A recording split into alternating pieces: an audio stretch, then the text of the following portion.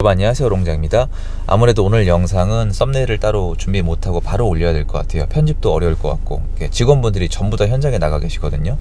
그리고 지금 저도 현장에 나와 있는데 오늘 날씨가 너무 추워요. 여러분 꼭 감기 조심하시고요. 제가 어제까지 충청권 돌고 대전에서 여러 번 뵙고 왔잖아요. 근데 강의 전에 한 선생님이 말씀을 하셨어요. 어른 공장님 정규 강의 요번에 24년도에 하려다가 땡겼다고 들었는데 뭐 있냐, 그러니까 뭐 시장이 뭐 이슈가 있냐. 네, 제가 오늘 이렇게 설명을 해드리면 좀 해소가 되지 않을까라는 생각인데요. 다른 게 아니고요. 제일 큰 이유는 원희룡 장관님이에요. 원희룡 장관님 교체가 생각보다 일찍 됐어요. 선두로 나서셨잖아요. 저도 그런 건 다 알기 어렵더라고요. 근데 이제 그걸 필두로 총 3가지예요. 깔끔하게 정리할 수 있어요. 총 3가지인데 첫 번째는 일단 내년 초에 강남 입주가 끝나요. 근데 사람들이 이걸 신경을 안 써요. 이거 중요하거든요. 두 번째로, 그리고 언론이 이상해요. 저는 언론 기사를, 부동산 관련 기사를 다 모아요. 쏟아 넘쳐질 정도예요. 그리고 그걸 현장 가서 비교해요. 언론이 겁을 주면 사람들이 지금 급매를 내놓거든요. 그런데 이게 좀 이상해요. 여러분도 아마 기사 읽으신 분들은 아시겠지만 현장에 가서 그걸 맞춰보면은 약간 좀 그래요. 그러니까 말하는 사람마다 달라요. 어느 단지를 얘기하느냐에 따라 다르고, 어떤 분들은 직거래 신경 안 쓰고 이게 가족거래든 말든 뭐 보이는 대로 해석이 다르니까. 그게 두 번째고, 세 번째로 제가 말씀드렸던, 여태까지 쭉 말씀드렸던 얘기가 지금 현실이 되고 있기 때문이에요. 뭐냐면 예전부터 하던 얘기니까 기존에 들었던 분들은 댓글 달아주시면 너무 감사하겠어요. 총선 다가오면 이런 일이 일어날까라고 제가 여러 번 말씀드렸어요.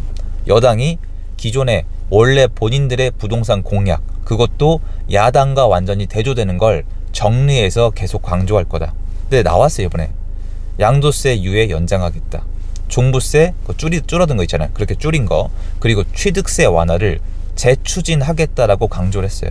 여긴 2가지 뜻이 있어요.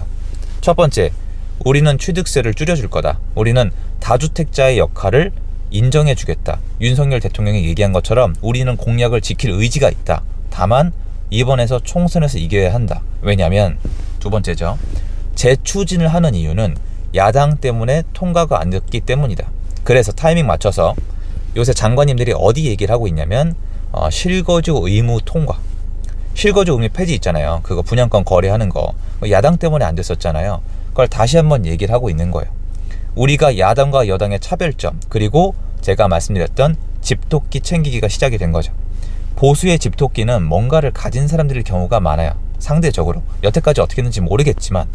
그러면 집주인들이 힘들어하는 부분을 계속 긁어줘야 돼요. 예를 들어서 한번 대충 들어보실래요? 오피스텔 가진 사람들 지금 진짜 힘들거든요. 말씀드리기 죄송할 정도로. 오피스텔을 좀 살려준다는 뉘앙스, 비아파트를 좀 살려준다는 뉘앙스, 생숙 문제를 좀 해결해준다는 뉘앙스, 빌라 쪽 지금 엉망이잖아요.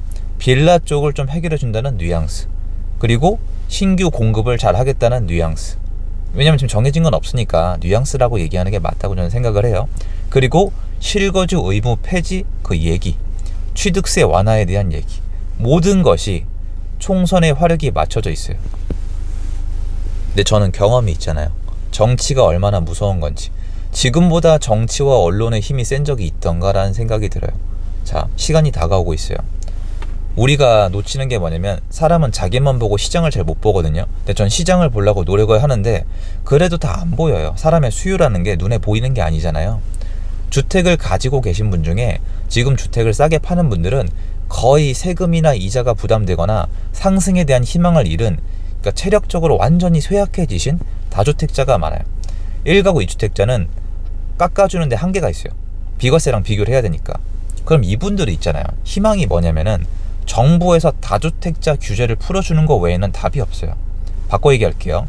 이분들은 규제가 풀리면 풀릴수록 한 단계 한 단계 풀릴수록 현장에서 확인을 해봐도 급매물을 내놓지 않아요. 왜냐면 여태까지 내려갈 만큼 내려갔고 당할 만큼 당했고 망할 사람들 다 망했어요. 많은 분들이 환호한 부동산 폭락은 그 사람들의 비명소리와 함께 나온 거예요. 물론 입장이 다르고 본인의 한 선택에 대한 책임이니까 뭐라고 할 사람은 없어요. 근데 이건 팩트가 맞거든요. 진짜 많이 망했어요. 그 사람들은. 그 사람들만 망했죠. 그러면 거꾸로 이걸 보셔야죠.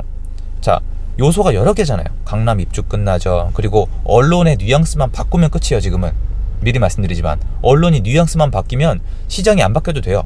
시장은 바뀐 게 별로 없거든요. 거래량이 안 나오니까 앞으로 더 무섭게 만들 거예요. 그리고 정부는 거꾸로 거래 활성화 얘기를 할 거예요. 그럼 다주택자를 풀 수밖에 없거든요. 자, 그런데 총선에 다가갈수록 총선 끝이 아니라 언론의 힘을 말씀드렸잖아요.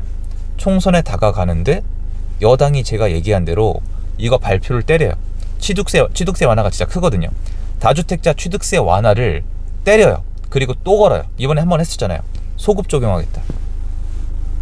소급 적용을 해버리겠다고 얘기했는데 4월 달에 다가갈수록 여당이 유리해. 그러면 다주택자들은 어떤 생각을 할까요? 공급도 끝나고 언론도 약간 뉘앙스를 바꾸고 난 팔 거 다 팔았고 더 이상 금매가 안 나온다는 거죠. 플러스 알파로 만약에 총선에서 여당이 이기면은 통과를 시킬 수밖에 없는 구조거든요. 근데 여당이 이겨서 만약에 취득세 완화를 통과를 시킨다. 여러분, 취득세 지금 옛날처럼 돌리는 건 아니거든요.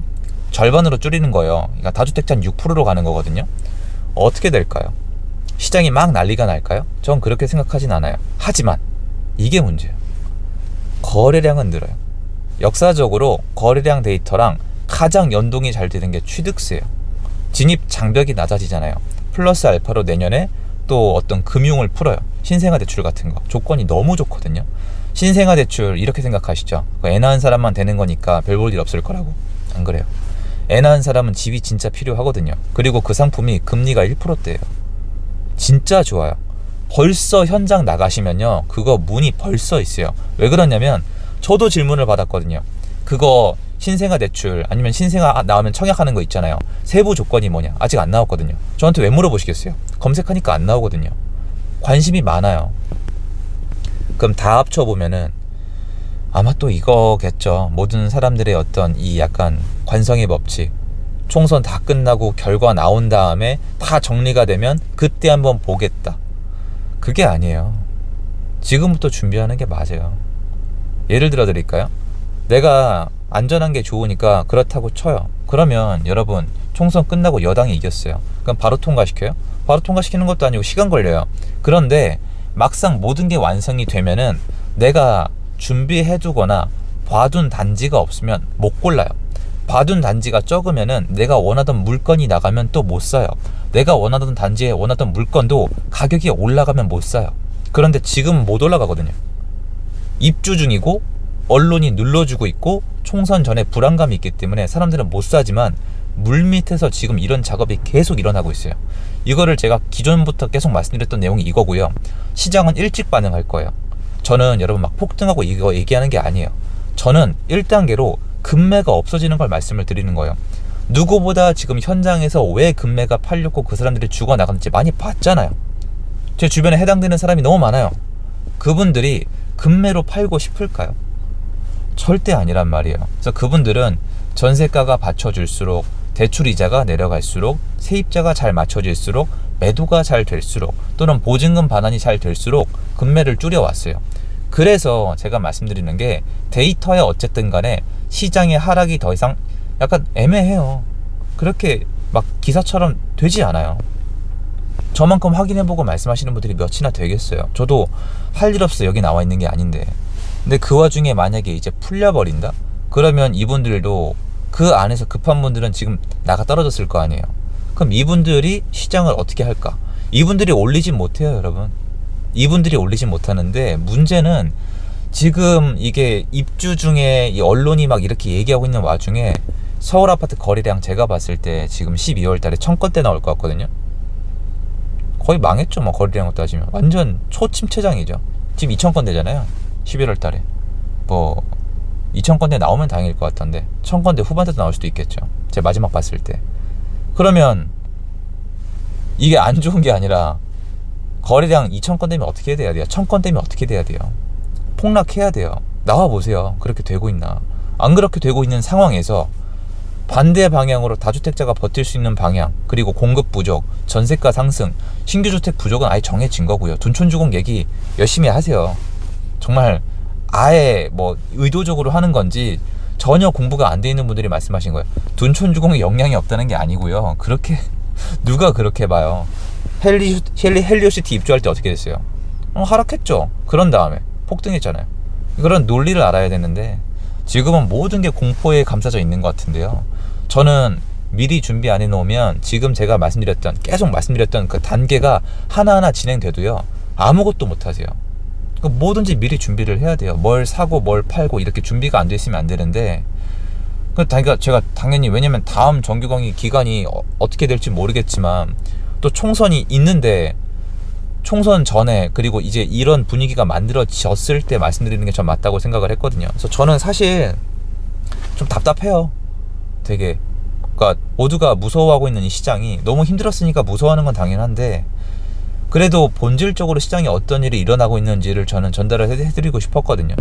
그래서 저는 지금 시장에서 기회를 보는 사람이고 기회가 보여요. 근데 그거를 어떻게 전달해 드릴까라는 고민을 많이 했을 때 저는 방법이 그렇게 많지 않은 거죠. 그래서 그거를 좀 전달해 드리고 싶었습니다, 여러분. 제가 아까 추우니까 혀가 막 그렇네요. 그래서 이건 제가 이제 많이 말씀을 드려도 이게 아마 이게 좀 한계가 있는 것 같더라고요. 그래서 시장 변해가면서 또 말씀드리도록 할게요. 제가 예전에도 초반에 여러분이 유튜브에 저를 많이 찾아주시고 저한테 감사한 분이 많이 생긴 이유가, 예전에도 이러다가 시장 흐름을 잘 맞춰서 이렇게 투자를 잘 하는 모습을 보여드렸기 때문이잖아요. 그래서 이런 거를 잘 내가 그려보고 내가 공부하고 확신이 있어야 움직이는 거 아니에요. 그래서 그런 게 있어야 돼요. 그런 게 확실한 건 없어요. 모든 게 확실해지면 가격은 이미 내가 원하는 가격이 아니에요. 그렇게 되지가 않아요, 이것이. 예를 들어서 주식 양도세 대주주 완화 있잖아요. 그게 소문 돌 때 올라가지 진짜 발표가 나면 안 올라갈 수도 있어요. 그런 식으로 이게 선반영이라고 하잖아요. 그럼 4월달까지 부동산 시장도 너무 눌려 있었기 때문에 부분적으로 그게 일어날 수 있는데, 전 그거 기회조차도 공유를 드리고 싶어요. 사실은 그거 좀 전달이 됐으면 좋겠습니다. 전 또 오늘 열심히 일정 소화해 보도록 하겠습니다. 다시 한번 감기 조심하세요. 진짜 춥습니다. 따뜻하게 입으셔야 돼요. 들어가겠습니다.